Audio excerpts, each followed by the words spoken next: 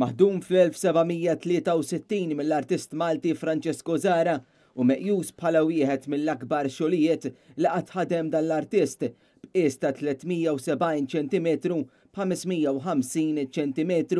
Il-kwadru titolari li jinsab fil-kolleġjata Bażilika ta' Sant'Elena ta' Birkirkara li bħalissa jinsab għaddej minn proċess ta' restawr u konservazzjoni.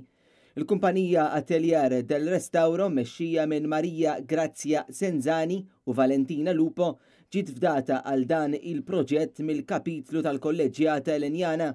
Net News ħal kumment tal-Valentina Lupo fej qaltilna aktar dwar il-ħidma fuq dan ix-xogħol artistiku. Bdejna bid-dokumentazzjoni fej ħadna ritratti kemm bid-dawl ultravjola kif ukoll bid-dawl UV biex aħna nkunu nistgħu nidentifikaw żoni fejn kien hemm overpainting, żamilna wkoll infrared imaging tal-kwadru u bdejna biex xogħol ta' tindif biex inneħħu il-varniċ l-isfar u allura kien hemm il-kuluri li bdew jidhru skuri u kien hemm ukoll ħafna ġmied li ġej mill-xamat.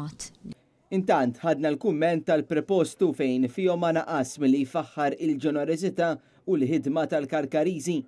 Is-sena li għaddiet żewġ benefatturi iddeċidew li jagħtu donazzjoni li kienet biżżejjed tkopri il-proġett biex isir u jiena iddeċidejt flimkien mal-kapitlu iddeċidejna li nagħmluh. Dejjem jiddependi ħafna il-ġenerosità tal-Karkariżi jiena perswas minna il għaliex il-Karkariżi jħobbu ħafna l-Bażilika u ħafna ħabba lil-Sant'Elena u allura jiena perswas li ma jkollix l-ebda diffikultà li nkomplu għaddejjem dal-proġetti. Huwa mistenni li l-proċess ta' restawri jintemm sa' Lulju li ġej biex il-kwadru jittella lura f'postu ftit qabel il-festa titolari ta' Sant'Elena li tkun iċċelebrata f'Awwissu.